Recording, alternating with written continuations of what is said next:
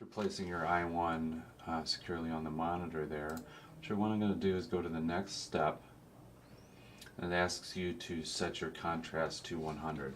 Now, some monitors don't have contrast adjustment. That's okay. If that's the case, it's natively set, and what you'll do is just skip that step. So for this monitor, I have that ability. I'm going to go ahead and set that now. Okay, and you'll see here, go ahead and click start here, and what will happen is the I1 will be located by the software. So anywhere on the monitor here, it will locate it. It'll pinpoint where the sensor is going to be, so you can place your I1 anywhere on your monitor there. There you see it's almost located it.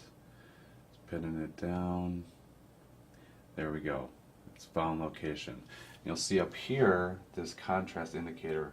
There'll be a black bar, and the purpose here is to get this down to the green area. So I'm going to bring the contrast down, and as you're going through your OSD adjustment here, you'll have to click in this black area to make sure that your black bar comes down. So each time you make an adjustment, you want to make sure you get it right there in the middle, and you'll see that right here.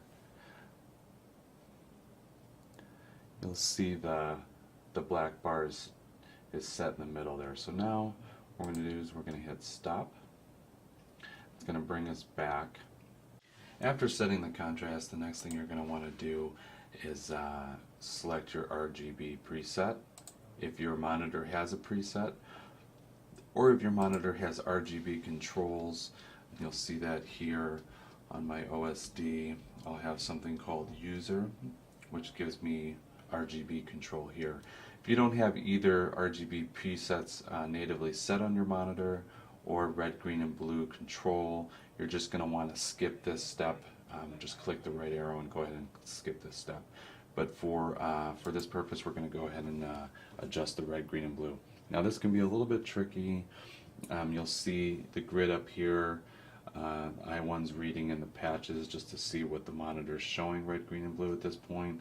And you'll see my blue bar is all the way to the right, my red's all the way to the left. So what I'm going to need to do is get these adjusted. So first thing, I'm going to go ahead and start with the red, bring that up a bit, and you'll see it's starting to come up here. Idea is to get all three of these bars right in the green area. So you're going to want to work with the red and the green first, because that's going to make the biggest changes. So if I go ahead and click my green up, and you'll see my red coming down there.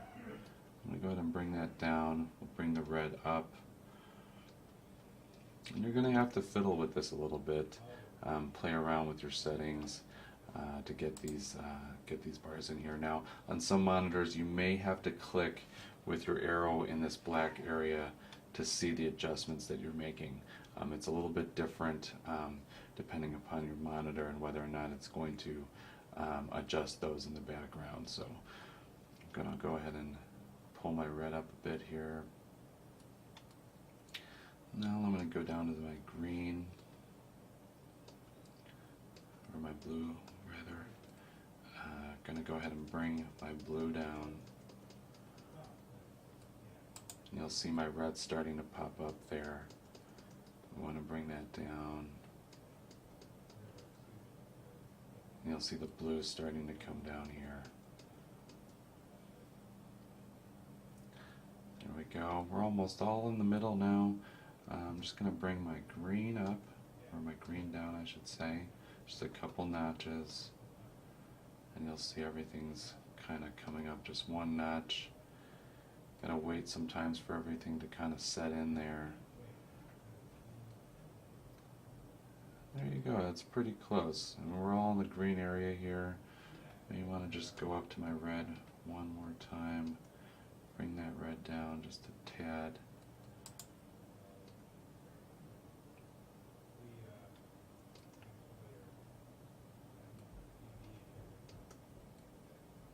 There you have it. We're all set.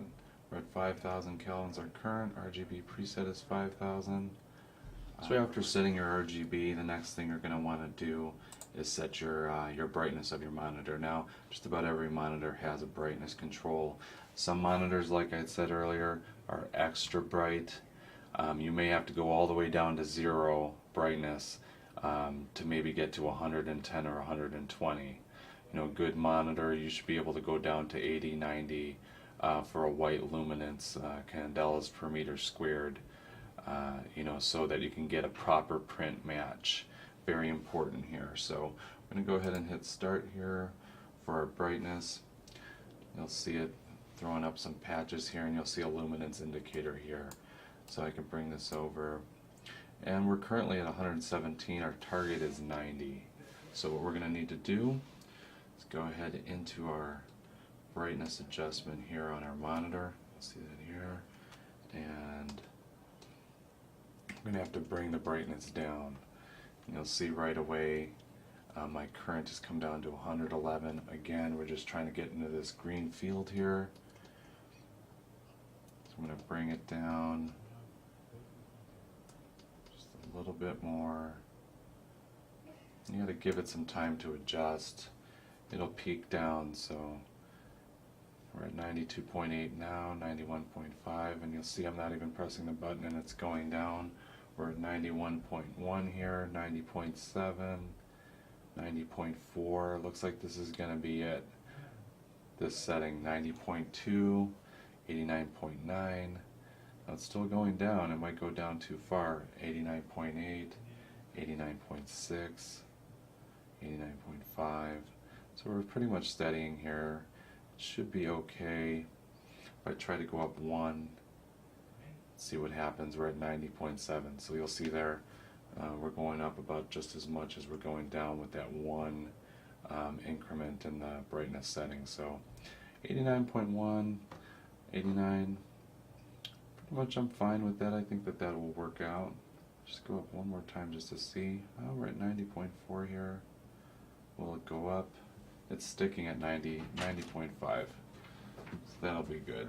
So after brightness has been set, the next thing you're going to do is you're going to watch your I1 read in a series of color patches to create your profile. So you'll see it's measuring now, should be done briefly. So after your I1 has finished measuring the color patches, this screen will pop up here, and it's a profile summary. So you'll see our target was 5,000 and our current was 4,900, so pretty close there. Most of the times this is going to hit it right on the mark. Our target for our gamma is 2.3, 2.2, so very close there, and our target luminance of 90, we hit it at 90.3, so not bad there. You also have the ability to rename your profile here. So I can call this, I'll just name it the name of the monitor, call it Acer, and then it gives you a date here. If you want to activate a reminder for 1 week, 2 weeks, 3 weeks, 4 weeks to let you know when to do the calibration, go ahead and click that there. I tend to just click it off. I know I typically just calibrate every month or so, so not a big deal there. This before and after button is kind of nice.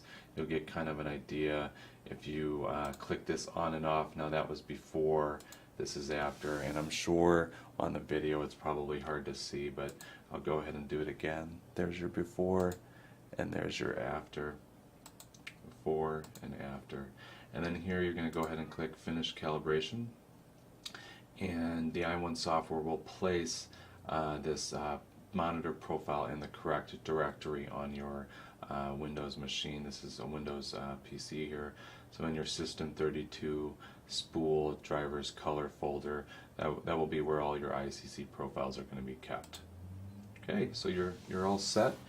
You've properly calibrated your monitor using the I1 Match software and the I1 spectrophotometer.